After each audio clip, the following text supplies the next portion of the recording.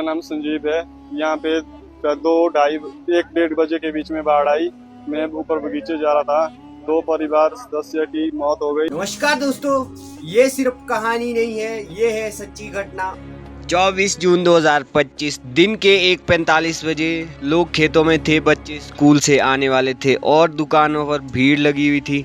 तभी बादल फटा और ऐसा लगा जैसे पूरा पहाड़ दरक रहा हो। नालों ने रास्ता तोड़ा, पुल बह गए और इंसान भागते रह गए। अब कोई कहेगा ये तो प्राकृतिक आपदा थी, लेकिन क्या सिर्फ कुदरत जिम्मेदार थी? ये सिर्फ बारिश थी या फिर हम इंसानों की खुदगर्जी का नतीजा? पेड़ काटे गए, पहाड़ खोदे गए, जमीन खोदी गई और नदियों के किनारे होटल बना दिए गए। ये जमीन थी या फिर हमारी जागीर थी?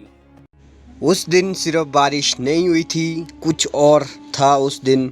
जैसे आसमान खुद डर गया हो, जैसे पहाड़ कुछ कहना चाहते थे लेकिन कोई सुन नहीं पा रहा था। और फिर जब नाले चिल्लाने लगे तब समझ आया कि कुदरत खामोश नहीं रह सकती है, वो भी अपना हिसाब रखती है।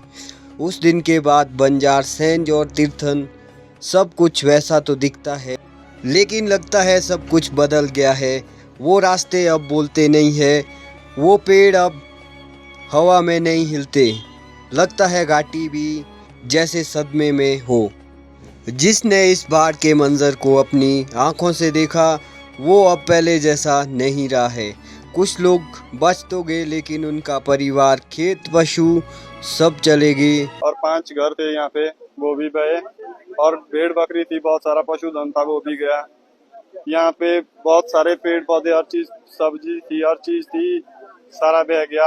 और उनकी आंखें अब भीगी ही रहती है। और जैसे ही अब बादल गरजते हैं तो वो सहम जाते हैं। उन्हें लगता है कि शायद फिर से वो सब कुछ अपने साथ बह कर ले जाएगा। उस दिन दोपहर को वो सब कुछ हुआ जिसकी किसी को उम्मीद तक नहीं थी, ना मौसम विभाग को, ना हमें और ना शायद खुद पहाड़ों को भी नहीं।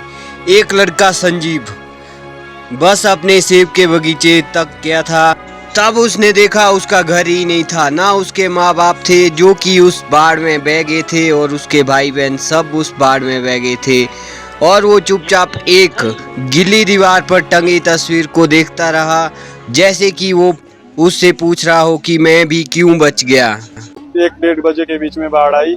मैं ऊपर बगीचे जा रहा था, 2 परिवार सदस्य की मौत हो गई। इस बाढ़ में मेरे पापा और बहन बाढ़ में बहे।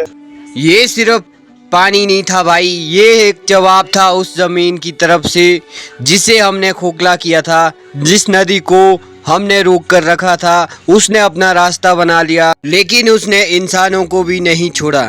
अगर तुम सोच रहे हो कि ये सिर्फ एक बाढ़ थी, लेकिन ये बाढ़ नहीं, एक चेतावनी थी। आज संजीव बचा है, लेकिन कल कौन बचेगा संजीव या मैं, इसे कोई नहीं जानता। माउंटेन काका की तरफ से अपील है, पहाड़ों को मत रुलाओ भाई, क्योंकि जब वो रोते हैं तो पूरी धरती कांप उठती है। इस वीडियो को हर एक उस इंसान के पास पहुंचाएं जो समझ चुका है कि हिमाचल अब खामोश नहीं रहेगा। धन्यवाद। जय हिंद, जय भारत, जय हिमाचल।